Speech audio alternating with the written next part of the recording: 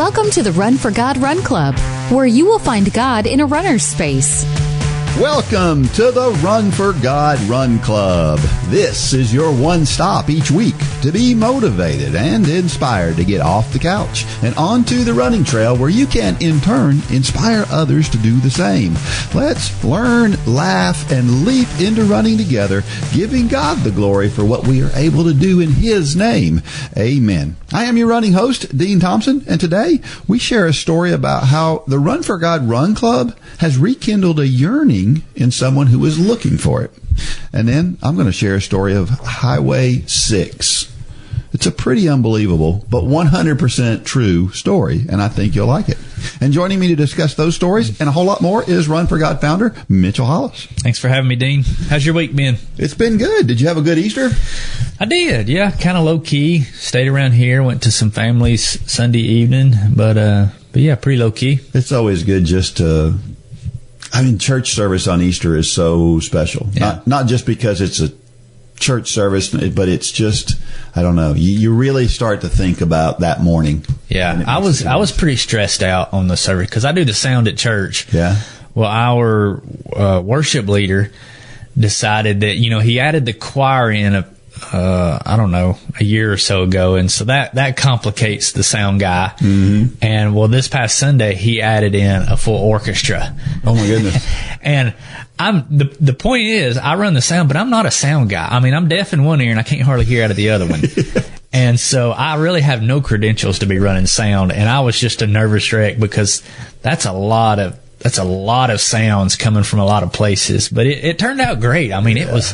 I've never really listened to orchestras much, but I was fascinated, like during the practices and things, that how quickly they feed off of each other. Yeah. It's like they know it so well that they start adjusting. Everybody's making adjustments, and I don't know, it's pretty special to hear that because we had the choir, we had the band, and we had a live orchestra. Wow, that's pretty awesome. Really I bet cool. That was incredible to listen to. Man, oh man. Well, we had a cold snap here recently.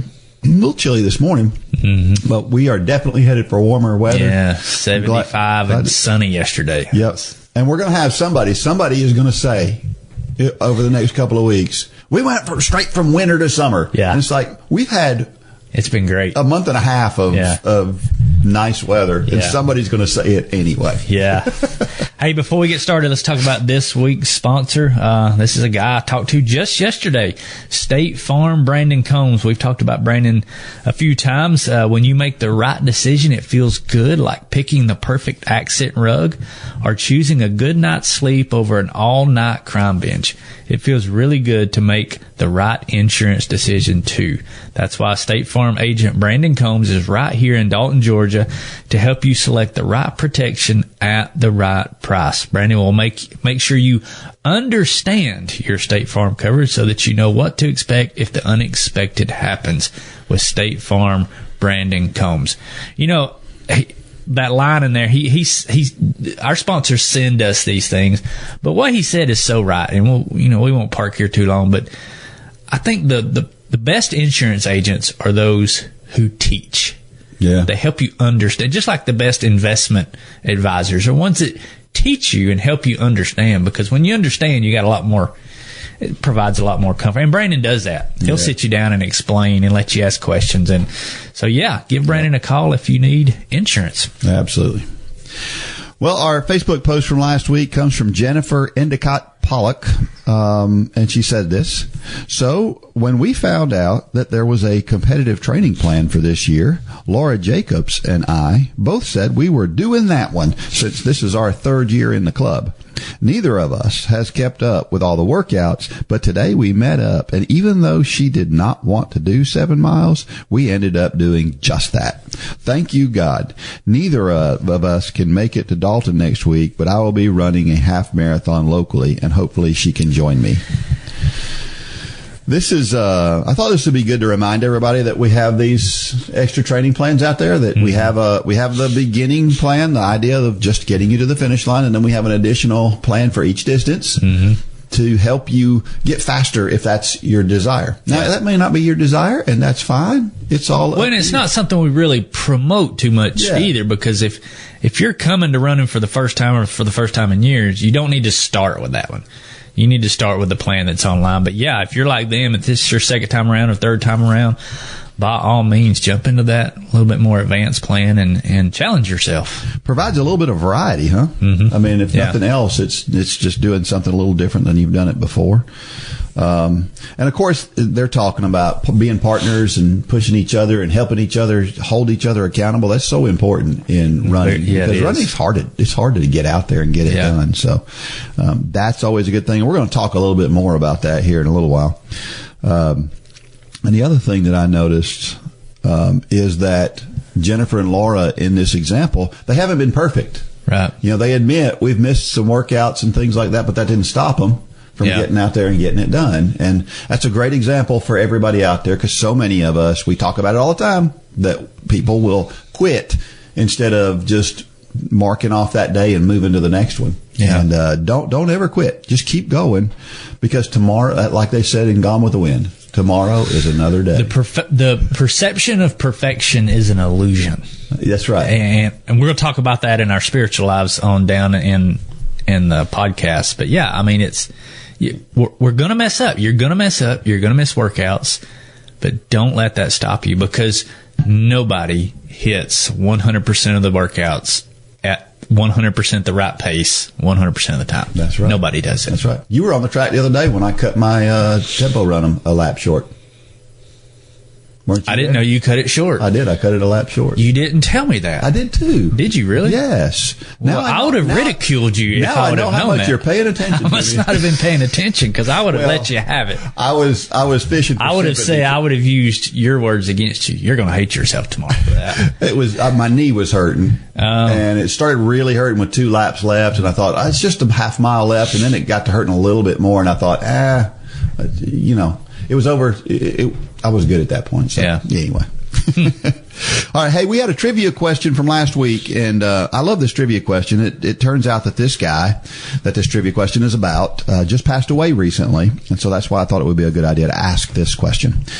It is, in track and field, there is a technique invented by an American high jumper in the 1960s. The technique is named after him. What is the technique called? And did you know this one? I did. I couldn't remember the last name, but I remembered the flop part. Yeah. Dick Fosbury invented what they now call the Fosbury flop. Yeah. I mean, this guy came up with this thing all on his own.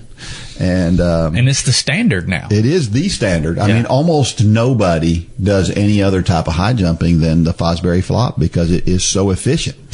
You know, back in that day, there were 2 different methods. There was the straddle, which is kind of like a scissor. No, the straddle was where you went over it with your belly down. Oh, yeah, okay. And you kind of rolled over the bar. And then there was the scissor, where you did jump over, you went over your butt, but you had to get up pretty high. Well, there was a high schooler at the last meet at Kahala that did it. The scissor. Yeah. Some people they have a hard time trying to do the flop. And, so anyway, those were the 2 methods at the time, but Fosbury had tried those, and he just felt like at that point in time he was in high school, and the opening height in high school was 5 feet at the time, and he couldn't get over 5 feet, and so he had to try to find some other way.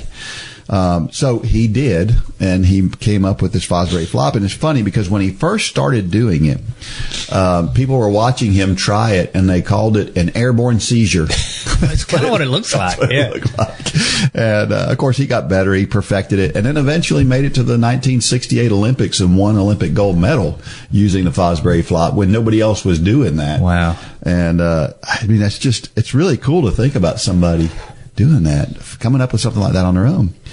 And you wonder if there's other things out there that we could do better if we could figure out how to do it. But apparently the idea behind the Fosbury flop and why it's so successful is that your center of gravity stays lower than it does with any of these other methods. And that's why you don't have to be able to jump as high if you can get the form down and understand how to do it. Sure. And so that obviously means you can get up higher over the bar.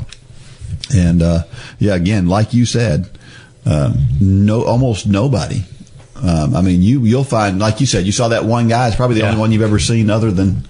Yeah, it is. Yeah, because it stood out to me when I saw him. I saw him from the other side of the field. Yeah, doing it. Yeah.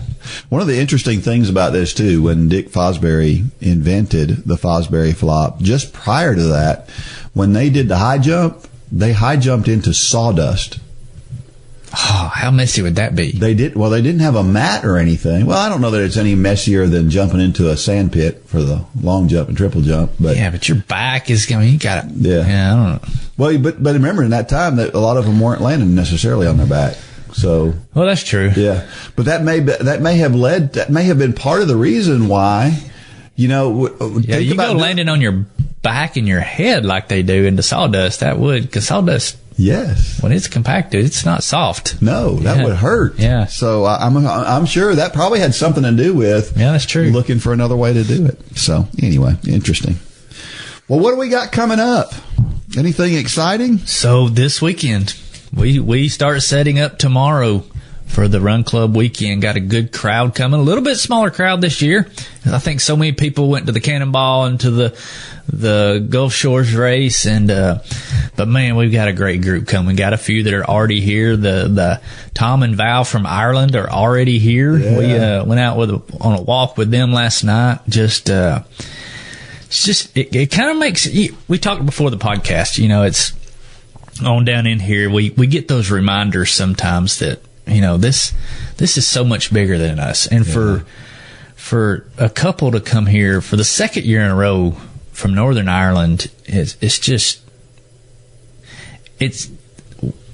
so much bigger than us. Yeah. I mean, this has touched them in a way that it's different than it touches somebody else in some other part of the world, and so much different than the story we're going to read about. And but yeah, I'm excited. We got the dinner tomorrow night in Cohutta. We've got the race on Saturday morning, and then the get together Saturday night and the worship Sunday morning. So my favorite weekend of the year, hands down when it comes to Run for God. So I'm excited to share all the stories that are going to come as a result of it. So it's going to be fun. Well, it looks like there's a good chance the next couple of podcasts are going to be from people who are actually here this weekend. Yeah. So that'll be fun. Yeah, it should be. I'm looking forward to it. You know that moment when you're running and you settle into that perfect pace, and then the next song comes on? Don't let that happen again. With the new J Radio, you can trust us to make sure that the next song in your playlist will help you keep up that pace. Here we Check out the Radioactive station on J Radio for all different genres of workout music handpicked for you while you run. Start listening now at jradio.com.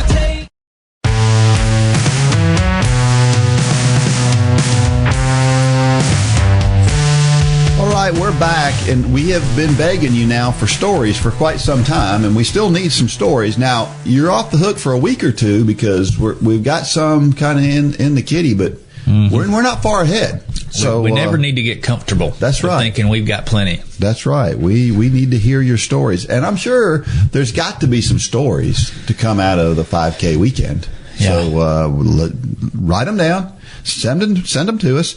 The story that we're going to share today, she sent the story to me. It wasn't quite complete as far as everything that needed to be done. She said I couldn't come up with enough questions, and so I just made some questions up. I don't mind doing that. I don't mind filling in for stuff. So do the best you can with what you have. There's some people who write, and sometimes the story's really short, and I'll add some stuff in just to but yeah. But you never make stuff up. I don't make anything up. Okay. That's good. Nope. I'll just maybe elaborate or explain in a different way or use two sentences instead of one. Yeah. You know, that kind of thing.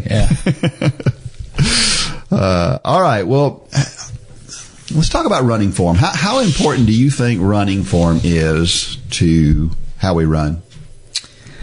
I think it's very important. I kind of put it, you may disagree with this. We may get in all that argument over this. I've kind of put it in the same category as breathing. Running form and breathing. It's one of those things that it's important, but too many times we make it out to be more important than it is. And we focus on it so much that sometimes it can hurt our running because we're putting too much focus there. Yeah. You know, people ask all the time, or not all the time, but periodically people ask, should I breathe in my nose and out my mouth, or in my mouth and out my nose? And my answer is probably different than yours. Mine is however you can get the most oxygen. Yeah. I say breathe through the biggest hole in your face. Yeah. And while there is a lot of things that can become better by the way you breathe, you know, cramps or side stitches, things like that, I think you hurt yourself by focusing on it too much. And I think you can do that with form. Yeah. Most people, at least starting out, have relatively okay form. But you can get so caught up in trying to perfect your form. It's kind of like, you know, the worst thing that could have ever happened to Chichi Rodriguez, which is a golfer from the 80s and 90s. The worst thing that would have ever happened to him was for him to get a golf lesson. Yeah. He had the most weird-looking golf swing. Yeah. It went against every golf coach in America. But, yeah, he was one of the top guys on the PGA Tour. Jim Furyk, same way. Yeah. Yep. A golf lesson would have hurt him. And so while I think it's important, we don't have a whole chapter on running form for a reason. That's right. Yeah, that's good. You know, it's important, but it's not the end all be all. I'd say the chief thing that causes people, because here's the thing about form. Form can insulate you from injury somewhat. It can. If you have good form, then you can. But changing your form too much can also It can. We saw bring it, in injury. Yeah, we saw it with her where she changed, and she changed like from one day to the next. It completely changed, and then she went with a stress fracture because her body wasn't used to that. Right. So you do have to be careful with it. But I think a lot of the problems with today's running form is people landing just too hard on their heels, just taking that nice soft shoe that they have and getting used to just pounding that heel into the ground. So I would say if you want to get better at running form, take your shoes off occasionally and run in some grass and see what that feels like. And then try to... Because you really can't run wrong with your shoes off. That's right. Yeah. And so take that running form and how as comfortable as you can get doing that, put your shoes on and then try to do that same thing with your shoes on. And you'll find that by and large, it's pretty good form. And the reason I say you can't run wrong with your shoes off, you can, but it's going to hurt. Yeah. And so you're naturally going to change, because if you're heel striking like many people do with those nice cushy shoes, it's going to hurt your legs to do it. So you're going to instantly change to the right running form. And so that's what you're saying. It's not that you can't, it's that you won't, because it hurts to do it. That's right. And for the most part, people tend to get better at their running form the more running they do. Sure. So Nate's a good example of that. The kid there in our neighborhood that I've been working with, his form is still pretty bad. Yeah. But it's getting way better, and it's doing it fairly quickly because he's realizing that the more efficient he is, the faster he can run. And so if you're trying to run faster, chances are your form will get better. Sure. So, it's sort of like losing weight, though. When you change that process of changing your form, you need to do it a little at a time. You know, there's a lot of people who go out there and they'll lose, 30 pounds in a month, and that's not necessarily healthy when you do that. And so it's better if you're losing 2 pounds a week. Right. is much better for you. And changing your form is the same way. A little at a time is better. All right, let's talk about our story this week. It comes from Lisa Snider, and she titles it, "What Run for God Started for Me." So very straightforward. And this is her story. I first saw Run for God on Facebook probably about 9 to 10 years ago.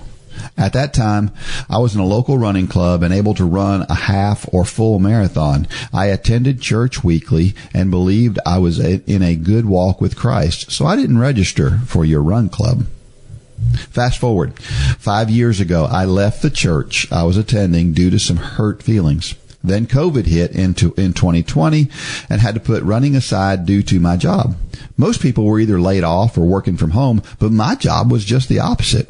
I was working 80 to 90 hours each week on a salaried job that was normally 40 hours per week. During that time, all I did was work, eat, and sleep. My exercise was little to nothing during that time, and my walk with Christ had basically been set aside. I ended up gaining a lot of weight during that time and wasn't able to step back into running after that year. I kept making excuses for not attending church and for not being able to run due to my weight. I was unhappy with myself and depressed.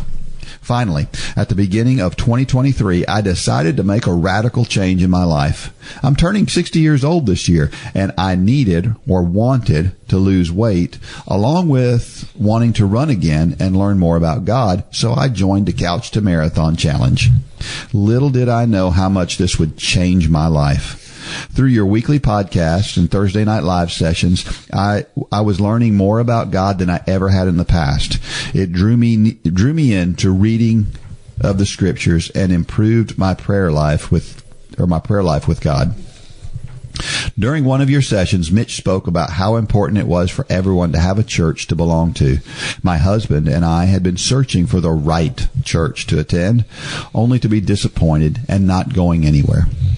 Well, the message from Mitch made me realize that we really did need to have a church to belong to. So that weekend, I got online to view some local church services in our area, only to return to the online service from our previous church. Right after listening to our pastor's sermon that day, I realized that I needed to forgive my hurt feelings and return to our home church. It was the best thing that we could have done. I'm so happy, full of joy, and at peace. I know that it is God that did this for me in my life, and I'm so grateful for His grace. I know this is a run club for God, but this club has made such a difference in my spiritual walk with Christ. I can't wait to see what He can do with my running. I know it will be fantastic. Thank you, Run for God, for getting me restarted. That's it's one of those stories that makes you pinch yourself. Yeah. I think we sometimes take for granted about, we're sitting here and we're having a conversation and we're talking about things. We're just sharing kind of our hearts and how we feel, and you kind of take for granted that we're just having a conversation. But it's really nice to know that.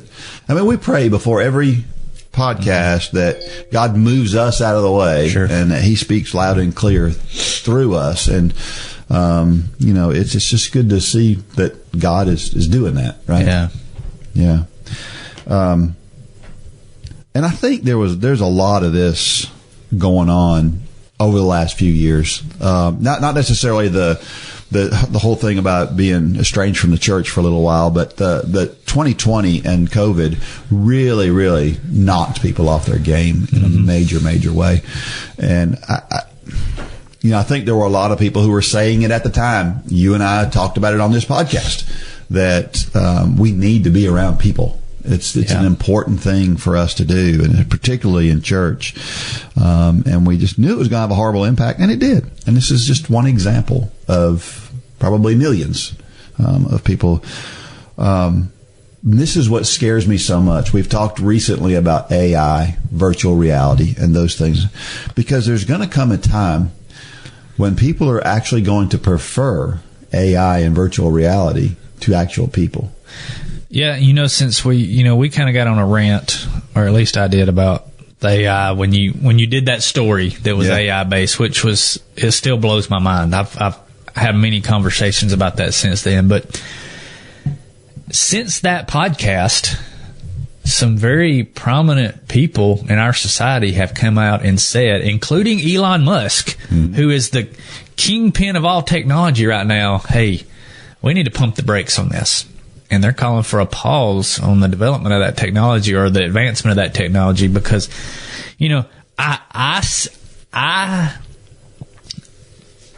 I vocalized what I think about the technology, but these people know. Yeah. They're seeing behind the curtain.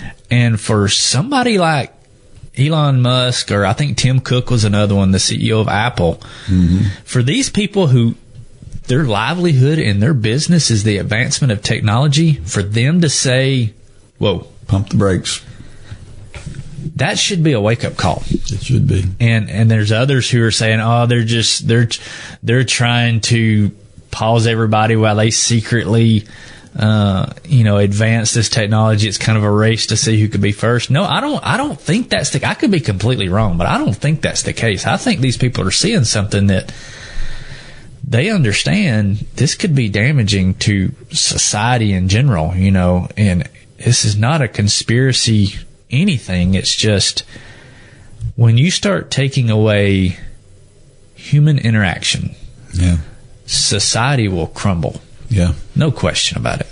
And COVID showed us that. That's right. Society was not the same during COVID, and it was worse off during COVID. And it's still worse off. We're still trying to recover, I think, from that. And that was for basically 1 year or year and a half or however long you were locked down in your area. These things are advancing that won't go away. Yeah. They'll be here to stay once they get here. So I applaud those who are saying, whoa, let's hold up a second. I never really thought about it, but AI and virtual reality kind of fall into the same thing as nuclear energy, right? Mm-hmm. Nuclear energy is a great thing. It's fantastic. It's got to be harnessed. But it's got to be applied properly. Sure. And these things are going to be great things. AI is going to be fantastic if we use it the right way. Yeah. But just like nuclear energy can be used for total devastation, right, so can AI. Sure. So I just know that one thing about being together and not being kind of off in our own little world is the Bible says over and over again. I looked up scriptures. I found scriptures in 1 Thessalonians, Hebrews, Ephesians, Romans, Galatians, John, 1 Corinthians, Colossians, Philippians, 1 Peter. Almost the entire New Testament at one point or another says we should be encouraging one another. And I mean, that tells you how important it is that we get together and that we encourage one another. Mm-hmm. Not just to get together to be together, but to get together just like in this story, mm-hmm, where you've got, or not necessarily this, partially this story, but also in the Facebook post for this week, where you're trying to encourage each other to keep things going. And I think it's important. Wouldn't be repeated so often if it wasn't what we should be doing. Right. Romans 3:23 and 24, for all have sinned and fall short of the glory of God, and all are justified freely by His grace through the redemption that came by Jesus Christ. We've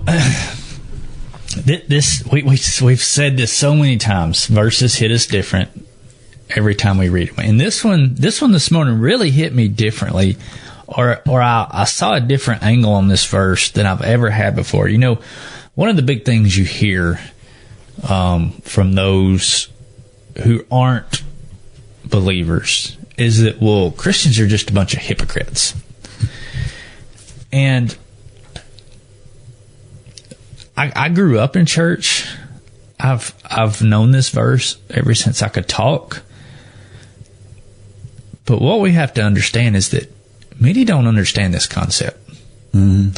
And I'm convinced that many believe the lie that if you're a sinner, you can't be saved. And if you are saved, then you're not a sinner, which everyone walking the earth knows is a lie. Therefore, those who are not saved labels those who are as hypocrites. Mm.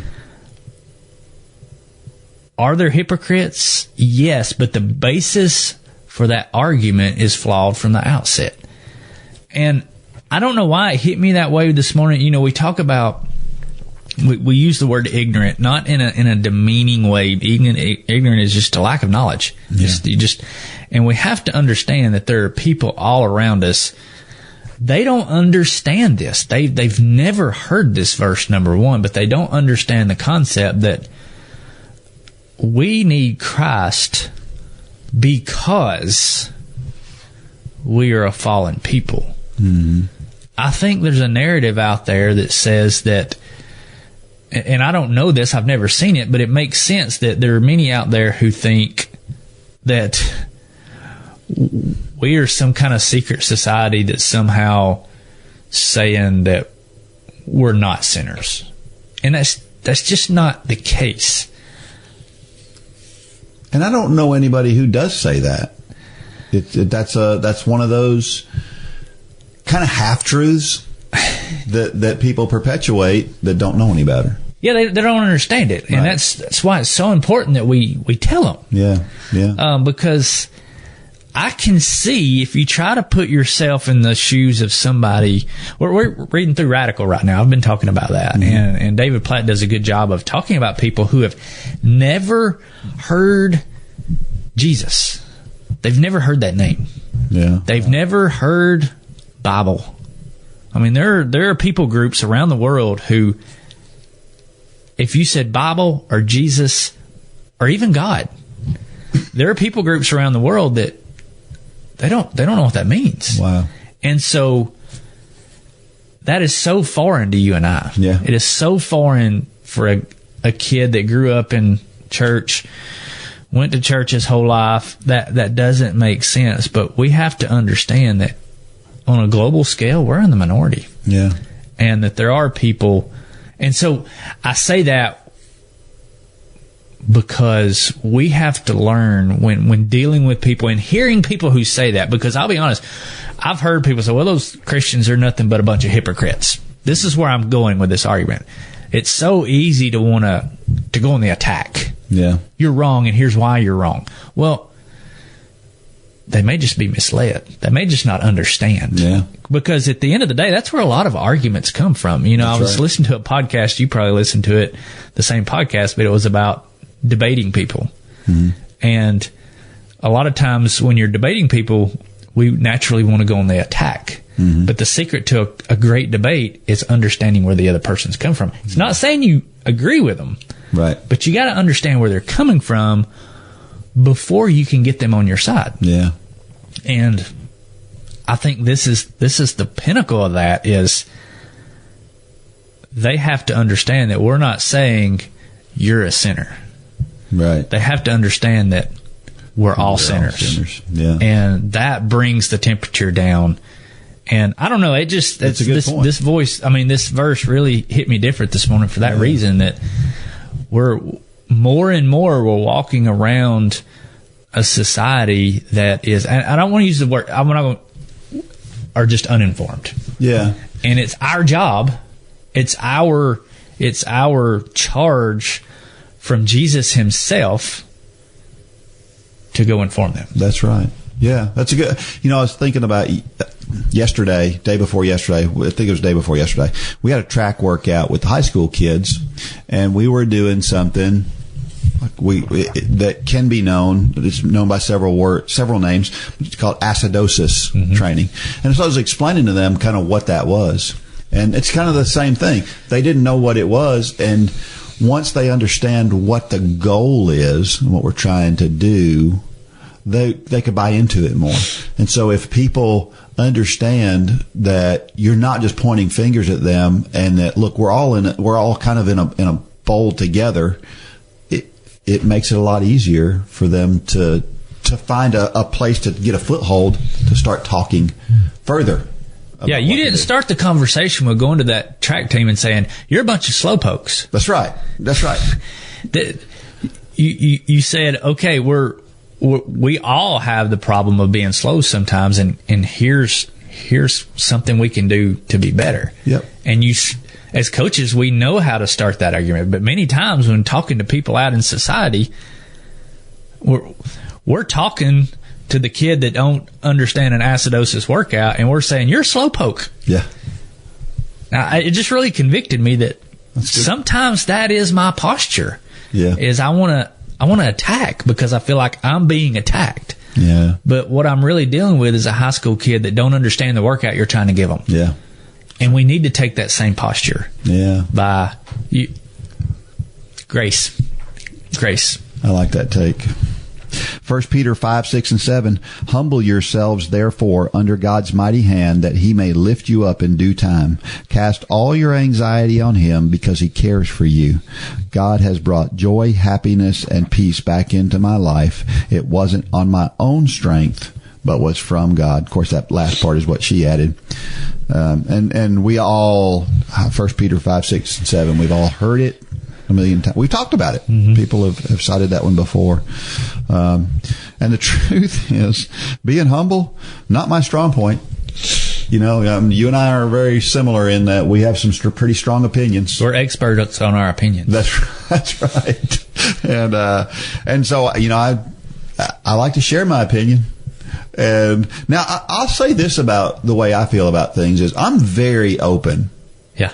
To somebody else arguing with me and trying to point me in a different direction. I'm way more open than people think I am. But because of the way, like you're talking about, because of the way I handle myself sometimes and the way I argue back with folks, I don't come across that way. And that's really just humbleness, right? Yeah. And we can make a big difference if we can humble ourselves. I think you're like me. We enjoy a debate. I do, yeah. Me and my two boys, every night when we get done reading a story, we wind up debating something. And of course, Holly's just, she does not like conflict. But it's healthy conflict. I mean, me and my boys, we really get into, it may be theology tonight. It may be training tomorrow night. And we really get down those weeds. And I've said on this podcast, there have been things that I have changed about because of my two boys. Yep. But I always say, you better come to this debate table with some compelling evidence. That's right. It's not name calling. Don't come here saying, well, you're just wrong. No, you're not going to change my mind doing that. You're never going to change my mind by saying you're just wrong. But bring compelling, well thought out information, and my mind can be changed. Yep. Yeah, 100%. Yeah, that kind of goes back to what you were saying here just a little bit ago, in that if we can look at it as we're trying to pass along information and we're willing to gather that same information from other people, because you said you got to understand the other side. Mm-hmm. Well, where does that come from? It comes from humbling ourselves and being open to, there's certain things we don't change our mind about and we don't need to change our mind about, but we need to be open to listening to the argument for that other side so that we can better explain our side of things, right? Yeah.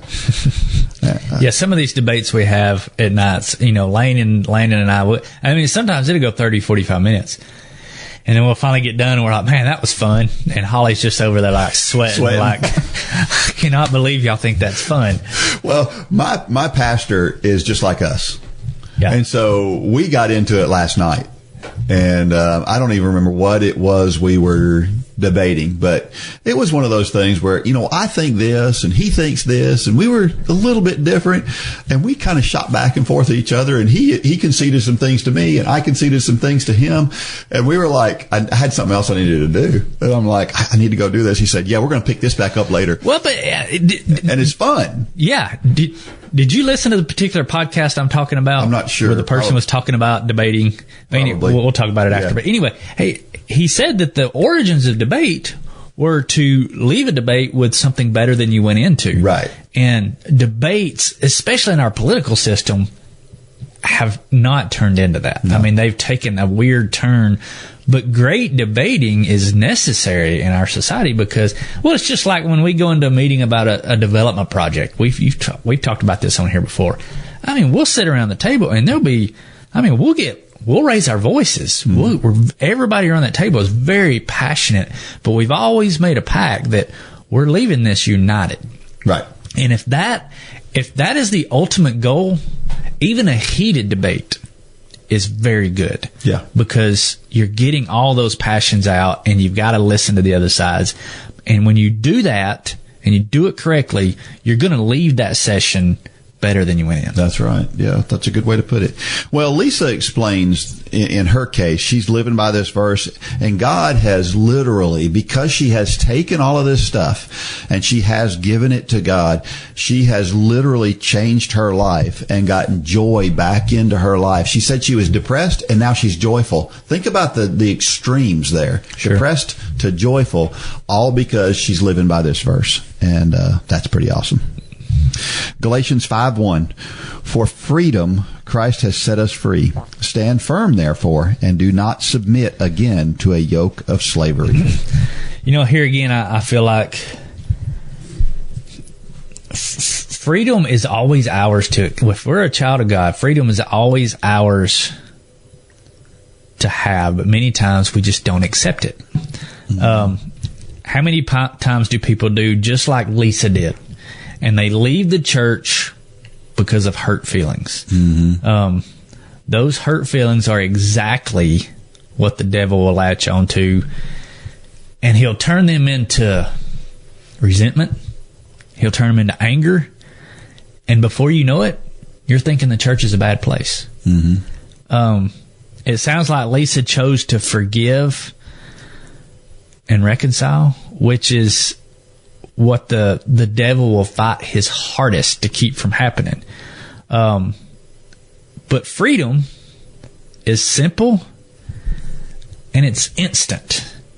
But it's so many times it's so hard to do. Think back to the last time you forgave somebody, like it was a moment. It was an action that you purposely took. I can think back several years back where I had to do that with some people in my life. We've talked about it on here before, and I'll never forget. I mean, I remember driving to this person's house, and there was so much emotion and doubt.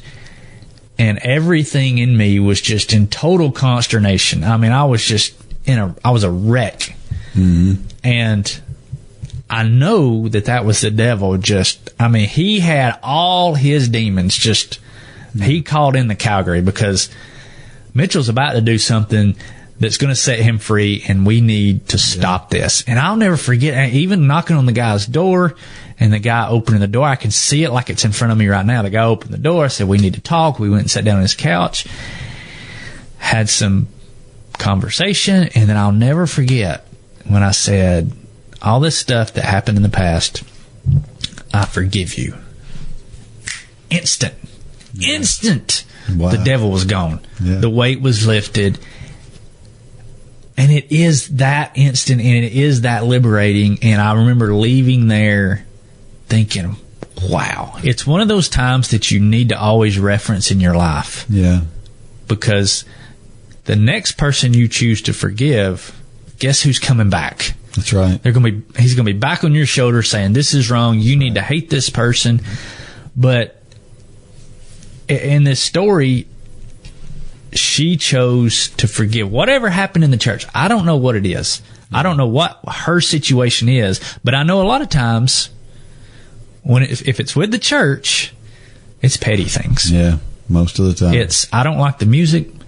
I don't like the color of carpet they put in the sanctuary. I mean, it really is that bad sometimes. A lot of times, yeah. And those petty little things, man, the devil will just latch on. I mean, you read about this in the Screw Tape Letters. Yeah. And it's just, take that, and the devil's telling his demons, take that and just get all you can out of it. Mm-hmm.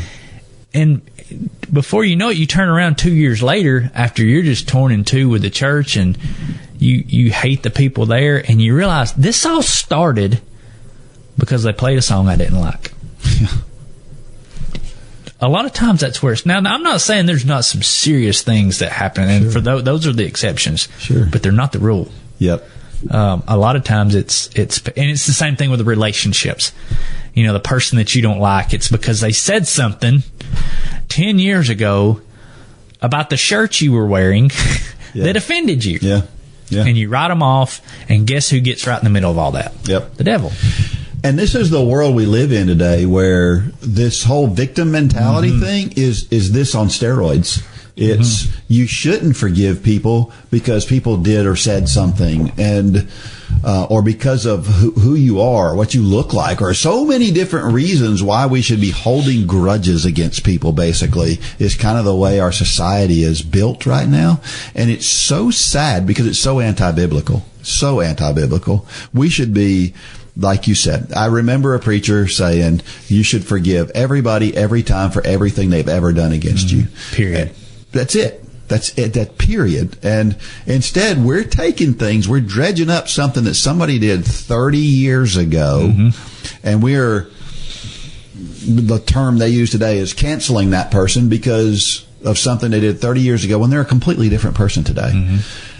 And I mean, we're just looking for things. Yeah. And that's just, you mentioned it. It's Satan inside of us convincing us that this is a way bigger deal than it is, when we should be going, we should be looking for this freedom that she's talking about in this verse, that the freedom came when you forgave, not when you were holding that grudge. Sure. Yeah, you're free to hold a grudge. Holding a grudge only affects the person who's holding the grudge. That's right. Yeah. And I mean, we just come off of Easter, and the picture of Jesus, them driving spikes through his hands and his feet, all the while Jesus is saying, God forgive them. They don't know what they're doing. I mean, how can we hold a grudge against anybody for anything? Amen. When we see that as the standard by which we're to live. That's it. Here's a question. Why do we need to attend church? Can't I be a good Christian without church? Yeah, once again, the Bible is full of statements about how we should be helping each other out. And we need to be together to be effective at that. The Run Club group, the online group is great for that, right? Is encouraging one another, and that's great. But we also need physical contact. Yeah, it can't replace. This club should not replace your home church. And how do we know? We can look back at 2020. We can see what happens when we pull that away. Maybe that's one of the reasons why we went through all that to begin with, was so we could see the value of people gathering together. God knew. I never thought about this, never put all this together, but God knew that all this AI stuff was coming. Mm-hmm. And maybe he needed to show us a good example of, well, here's what happens when you isolate yourself from other people. This is not going to be good. Well, I mean, but God, there's so many things where we are the same as the wild. And by the wild, I mean nature. I mean, yeah, you're right. Scripture says, not forsaking the assembling of ourselves together, as in the manner of some. Some people are doing this, but exhorting one another, and so much more as you see the day approaching. Well, tomorrow, we're one day closer to Jesus coming than today. Mm-hmm. So the day is always approaching, number one. But how does a lion kill a Cape buffalo? How does a lion kill a Cape buffalo? It isolates it from the herd. Mm-hmm. How does a wolf kill a sheep? It isolates it from the herd. Mm-hmm. How does the devil steal joy from believers? He separates you from your herd. How does the devil drag you to hell? He prevents you from ever joining a herd. Mm. And our church is our herd. Our church is our tribe. It's our people. And it's our family. Mm. And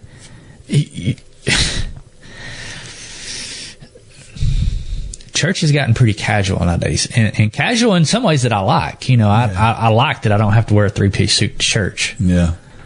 But we've gotten casual in our relationships. Yeah. These are not just casual acquaintances. Yeah. They should be your family. And if you leave your church, it should be just as serious and heart-wrenching, and you should struggle with it just as much as you struggle with making the decision not to talk to a family member for whatever reason. And there are valid reasons in some cases. My father was one of those with alcohol and things like that. So, but it needs to rise to that level. Yeah. But we are so flippant nowadays about we're going somewhere to get what we need. Or no, I shouldn't say need. We go somewhere because we feel like we're not getting what we need there, and we'll get it somewhere else. Yeah. Well, going to church is not about getting what you want. Yeah. It's about being edified and edifying others. Do not forsake the assembling of ourselves together. This is a picture of one day you're doing for me, the next day I'm doing for you. And this is where the beauty of community, it's where the beauty of this run club comes in. Yeah. So one day somebody's going to be on top of the world and had the best run ever, and they're going to be an encouragement to somebody that just had a bad run. Yeah. Well, the next day, guess what? Tables are turned. Tables turn. Mm-hmm. And that's the picture of our church. And all I say is that if we need to not be as casual with our relationships in the church as we've got. Yeah. Good word. Another question. We can all use a reset occasionally. What reset are you in need of today?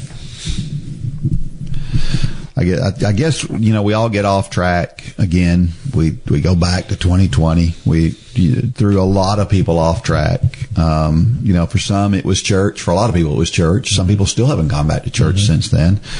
For some people it was a marriage because they spent 24 hours a day in the house with somebody that they'd grown apart from and didn't even realize. For others it was just too much time and having a computer in front of them too much and getting into stuff online they shouldn't be doing. I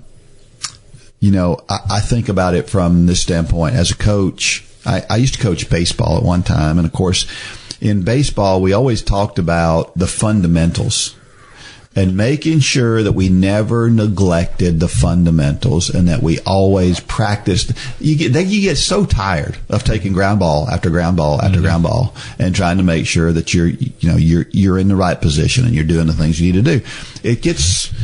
I've done this 100,000 times. Why am I doing it one more? Well, it's because the fundamentals are important. And I think about it I was thinking about a soccer game. Very often a soccer game is decided 1-0. And there's a key pass that happens that was just the most mundane pass. It's just a very simple flick over 10 yards over to your right, and it puts it in the right place for that person to score a goal. That one little thing was practiced tens of thousands of times for it to work. And I think that we have to say, okay, let's get back to what is our fundamentals as Christians. And our fundamentals are being in the Word, it's prayer, it's being at church and being around people who we need to be around. Right. Yeah, it's how do you automatically extend grace? You practice extending grace. That's right. You do what you do the most. You automatically do what you do the most. And you're so right. Just like that pass. Exactly. It was an automatic thing in the game situation because they'd practiced it so many times. Just like putting your shoes and helmet on in transition for these triathletes when they were a kid. They used to are you serious? We're really going to practice putting our helmet on. Well, we know in the sport of triathlon, you're not going to win a triathlon in transition, but you can definitely lose it. That's right. And it's that 10,000 hour rule. Yeah. Yeah. Try extending grace for 10,000 hours. Yeah. You'll be a completely different person. That's for sure. Last question. How can we get over hurt feelings without taking the kind of drastic action I did? Of course, she left the church for a little while. And, again, I go back to that phrase that I heard from that one pastor. You have to forgive everybody every time for everything they've ever done against you. And that's hard. Yeah. Because, the root of hurt feelings, again, you mentioned a lot of times it's something really simple. But that root is hard to pull up. It's hard to pull up. And we all want to say, well, when they apologize, then no. That's not forgiveness. That's not forgiveness. That's exactly right. So, I know what I find many times when my feelings are hurt over something, a lot of times it's a misunderstanding. More often than not, it's not even that I didn't like something. It's that I don't even understand something. A lot of times it's about what somebody said. Yeah. And so we take something somebody said and we go, well, that was an attack against me. And then you find, in the background, you find out that had nothing to do with me. Right. Zero. They were, I wasn't even on their mind when they said it. And I took that as a personal affront to me. Sure. And they were thinking something completely different. Happens all the time. Yeah. And so we've got to be really, really, really careful because what we do is we assume these negative things. I go back to I think it was a story you wrote or you told about the kid who the football player in the school hit him and knocked him down and broke his arm, and all the school was up in arms against the football player. Well, come to find out, the football player didn't even know the kid was there. He just got a phone call that his sister was in the hospital or whatever it was, and he had no idea. Mm-hmm. But him being gone the next day, tending to his sister or whatever, the whole school turned against him because they misplaced motives on this guy. And we do that all the time. I do it all the time. And it's why you need to go talk to people. Yeah. And so many times we just don't want to do that. It's like, well, they offended me, I'm done with them. There's nothing about that scriptural. Nothing. And we should all have somebody that we can do that with. You know, my mother used to call me all the time. Yeah. Because my mother, she told me, she says, I know you'll tell me the truth. And what she knew was, she knew the answer. You know, in the bottom of her heart, she knew the answer, but she just wanted somebody to say it and make her do it, thing. And we need that. A few weeks ago, I think I mentioned it on this podcast. I was dealing with something, an issue with somebody, and I was talking to a good friend at my church, who will absolutely just tell you the truth. And he said, I think you're making a big deal out of this. And I was like, I mean, it's not what I wanted to hear at the time. You know, it's one of those, you're a few hours removed from it, and then you think, man, Jerry was right. And I sent him a text, and I said, you're right. Yeah. We got to have those people in our life. That's right. That will speak truth. Amen. Do you struggle with motivation to exercise? Are you looking for something that will challenge you and inspire and motivate you? The Run for God Run Club is just what you need to get off the couch and on your way to a fitter, healthier you. Stop trying to get into better shape and do it with the help and inspiration of thousands of others who are going through the same challenges you face. Whether you are participating in the Couch to Marathon Challenge or any of our other challenges, or you're just looking for a daily pick-me-up to get active, join the Run for God Run Club today. You can join for as little as 27 cents a day. So what are you waiting for? Get started today at runforgod.com.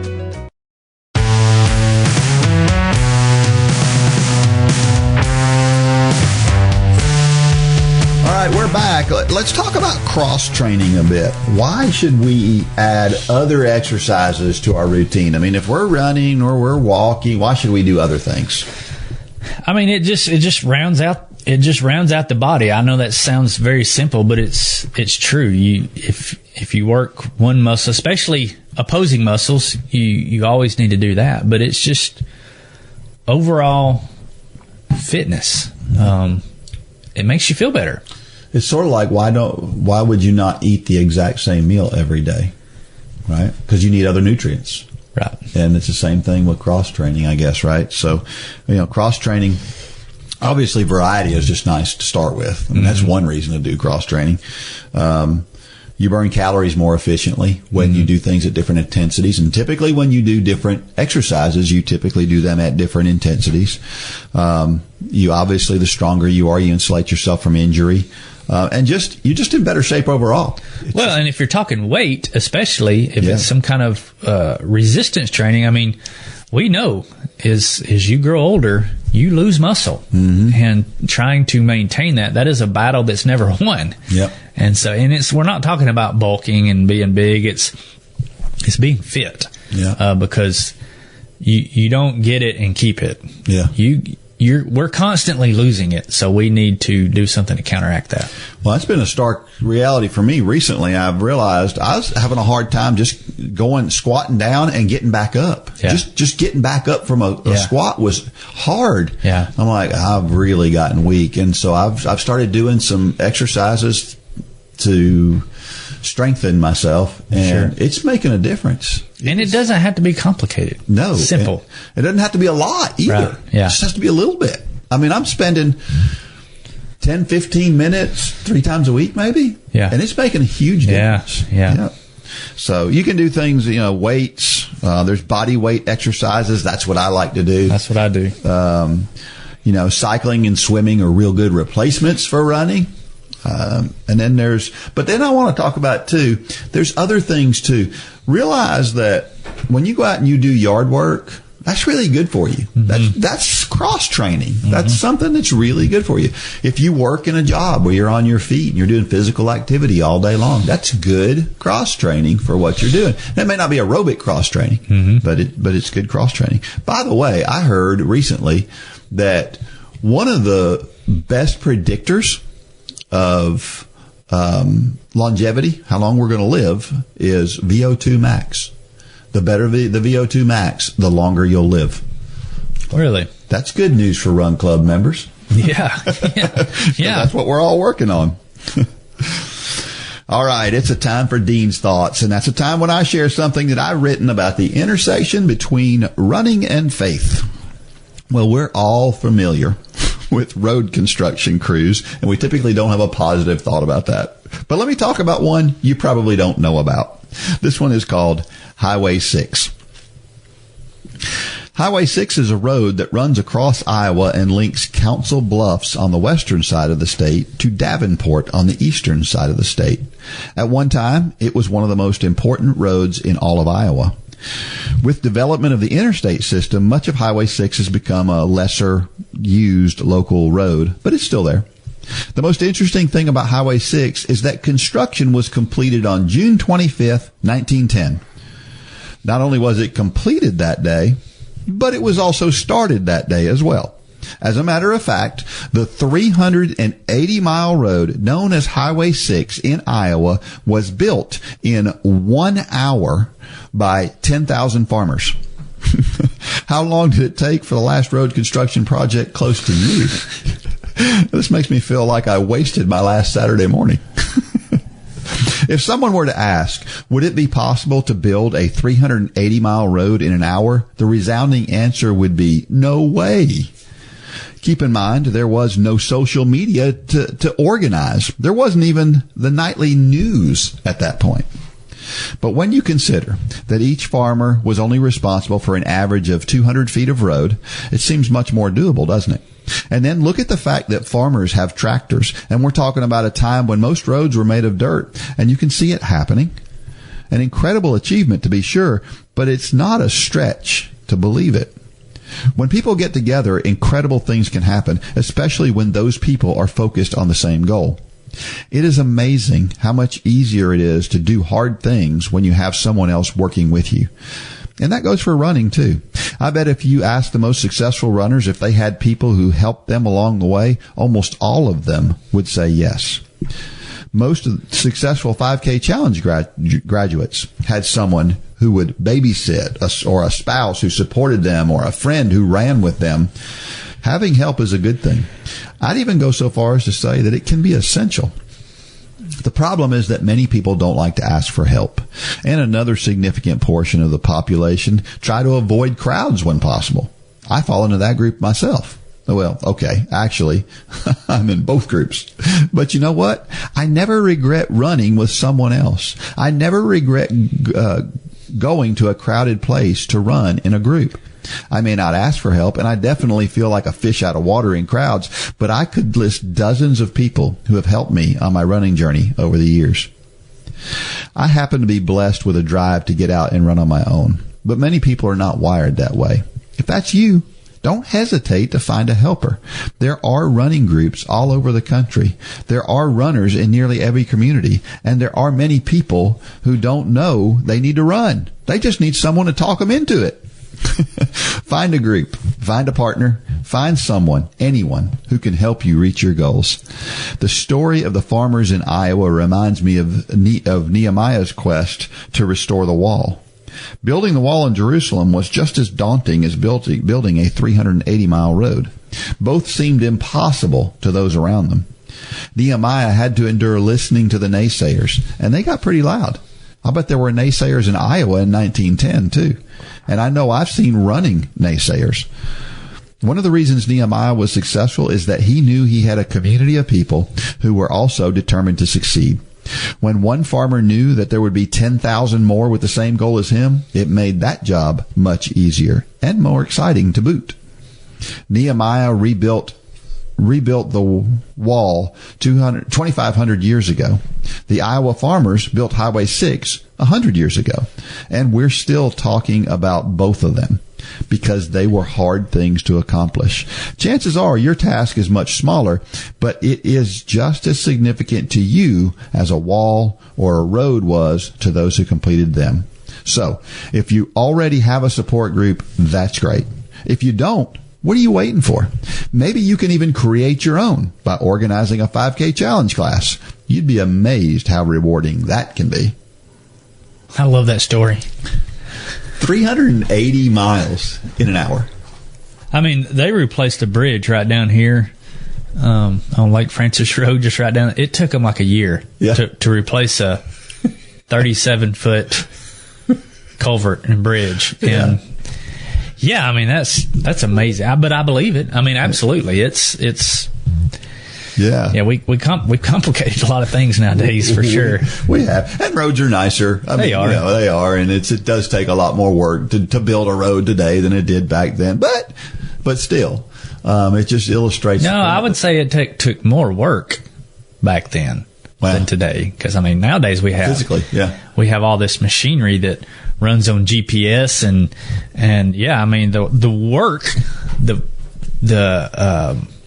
manual labor was much more back then than it is today, for sure. Yeah. How did they get together? How did the farmers notify one another they were all going to do it? That's the part that mystifies me. How do you get 10,000 people together?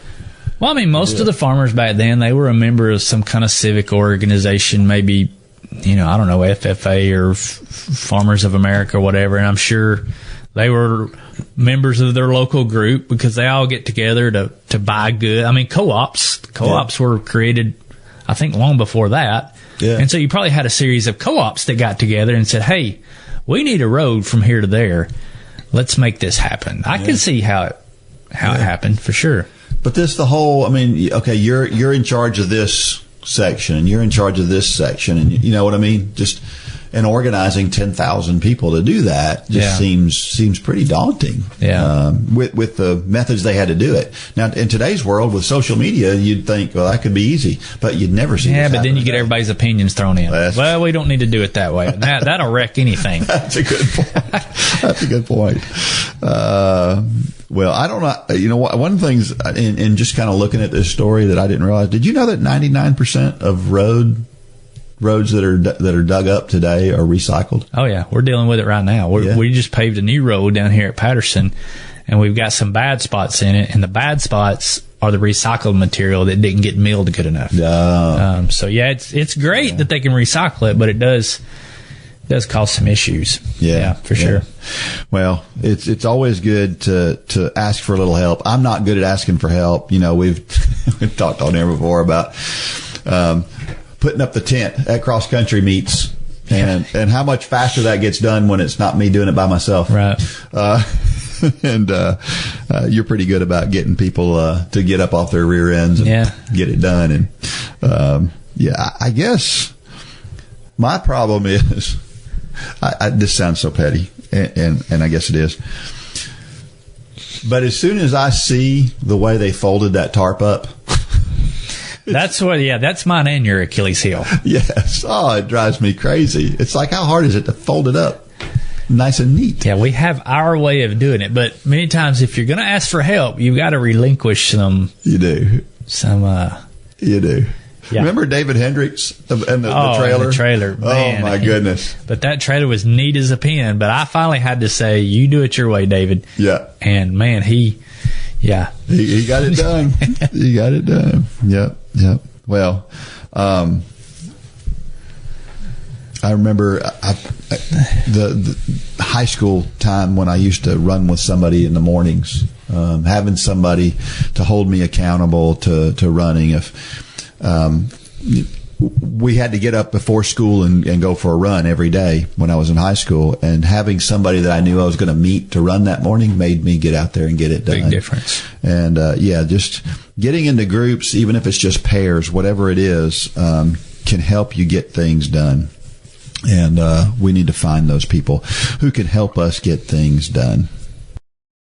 At Run for God, we care about more than just your exercise. We care about your relationship with God, and we believe that the music you listen to while you run can help you build your relationship with God. That's why we partner with J Radio. J Radio offers a variety of positive and Christian playlists to listen to while you run. You can find a playlist that I put together on the Run for God station on J Radio.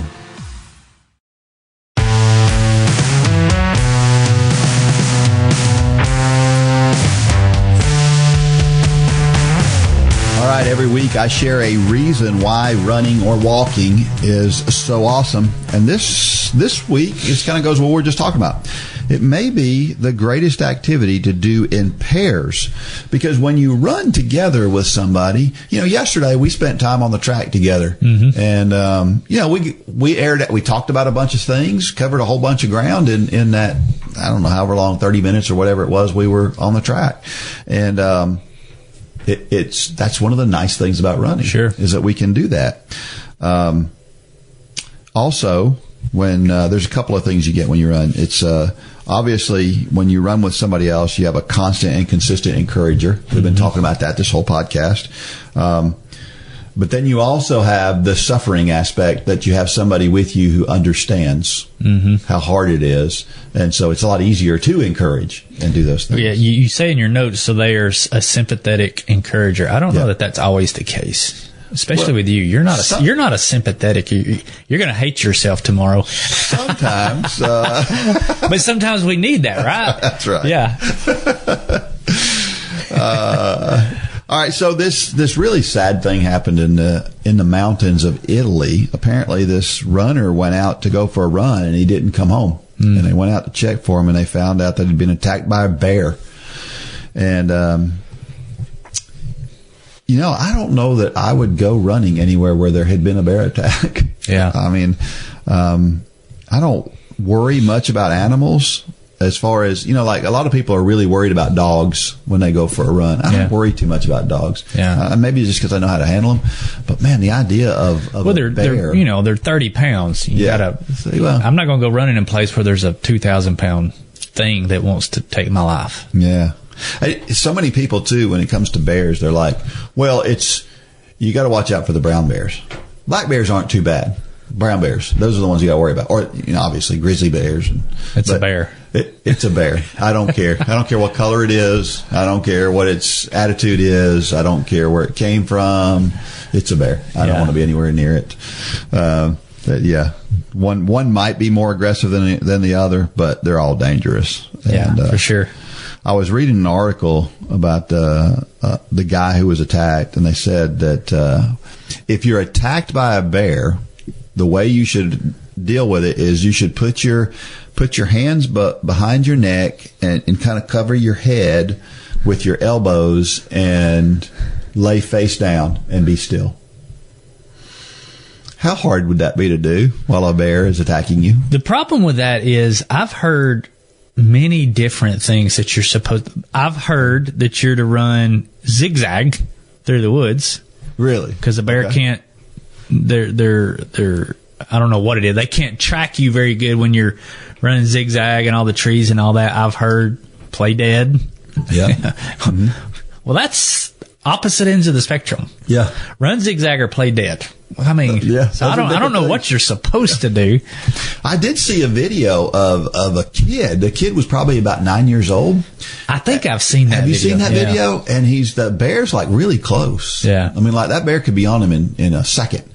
And the kid just starts being very careful and very slow, and he's moving really slow, walking away from this bear. Every once in a while, he turns around, he looks behind him, and then he keeps walking forward. And the bear just you can tell the bear's looking at him. Like he's confused. But eventually the kid gets away from the bear. This kid isn't doing anything that society said. He's not running and he's not playing dead. So maybe that's the right thing, is just walk away slowly. Yeah. Because, that's right in the middle of the two things you hear. That's right. It is. It is. But they say the worst thing you can do is make a lot of noise or do any kind of fast movements. Right. And, of course, running zigzag, that's fast movements. Yeah. So, I don't know. But it's all kind of interesting, but this may be the reason why I stay out of the woods. Yeah. And just as a disclaimer, don't take our advice for what to do if a bear is on you. Absolutely. Yeah. We are not experts, so we did not offer advice here because we're saying we don't know what to do. These are what we read. Right. Yeah. And they may be right. They may be wrong. I don't know. But yeah, I had a kid that graduated from high school the same year as my son did, and he took a year off from college before he went to college, and he hiked the Appalachian Trail.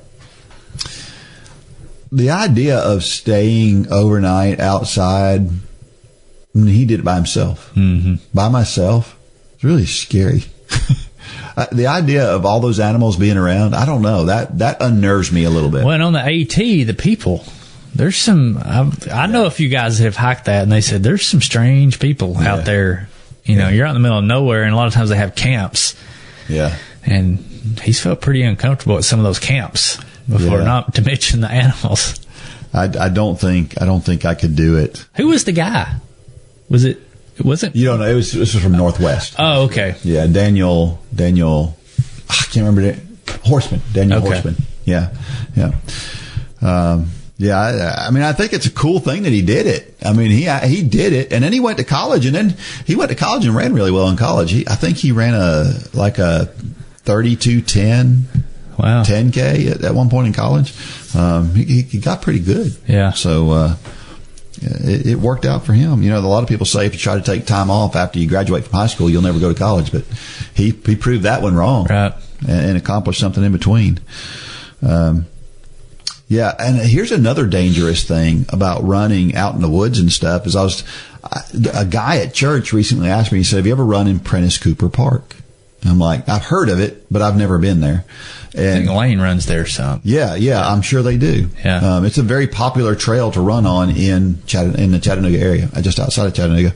And he said that he hunts there, and he's seen runners run by him while he's out hunting, and that he saw one time he thought there was a deer. It was kind of white, and he thought it was a deer, and he was getting ready to start aiming, and he realized it was a runner with a water bottle taking a drink. And that's really scary. I didn't realize people hunt in some of these places where they have these trails. Yeah, a lot of especially the WMAs, the wildlife management areas, they're open for hunting in the fall. Well, Dean's not going running on any trails in the fall. Yeah, because I don't care who you are. I mean, if a guy's in a deer stand and you're 200 yards away running, he's going to get a better look at you. And guess how he's going to do that? Through his scope. Yeah. Yeah. And that is an unnerving feeling because it's just the fact. I mean, people could say all day long, no, I would never do that. Yes, they do. Yeah, I'm sure. Yeah. I'm sure because that's the way you need to be able to see. Yeah. Yeah. Wow, that's really scary. So having crosshairs on you, even if it's just to get a look at you, is not a comforting feeling. One sneeze and boom, you're history. Wow. Well, all right, let's leave you with this trivia question for this week. We're going to try another kind of a semi-trivia question. I'm looking for the best explained answer here, not just, it's not right or wrong. You don't have to necessarily agree with me. I just want to hear you explain this, right? So here it is. What is the most important type of run that you do and why? You know, is it an easy run? Is it a tempo run? Is it a long run? Is it a track workout? What is the most important run that you do and why? Because I think we're going to agree that there is no correct answer here. Right. That's exactly right. Yeah. There is not. You're wanting the best explained answer for what's good for you. Yeah. Yeah. So be creative in your answers. Send it to dean@runforgod.com, and the person with the best answer, I will award you $20 off in the Run for God store. So cash. All right. We'll leave you with this motivational thought of the week. It's one of my favorite. Yeah. Comes from Thomas Edison. He says, opportunity is missed by most people because it is dressed in overalls and looks like work. I like it. That is a good one. Yeah. We see all the great things that you see in life that have come out of whatever come from people who work hard. Sure. I mean, people don't happen up on stuff. Even a lot of people like to use the Post-it note that somebody invented that by accident. Yeah, somebody invented that by accident, but there was a lot of work that was going into what they were doing. Sure. Right? So, big stuff doesn't happen by chance. All right. We are 161 episodes in and still going strong. So if you're out there and you're listening to this podcast, share this podcast with somebody else. Share it, rate us, give us a review, a 5-star. We don't need a 1-star. That's right. Email it to somebody. It helps. It really does help. We don't do a lot of advertising for that. We don't really do any advertising for this podcast. So the thought that this has grown to the size it has is a testament to you, the listener, because it's definitely not the guys to the same time. That's for sure. So thank you. And until next week, may God bless every step of every run and or walk. Go out there and shine your light. Good job, Dean. For more information about the Run for God ministry, go to runforgod.com. If you have questions about your salvation, click on the Peace with God tab. There's nothing more important. Thanks for joining us today.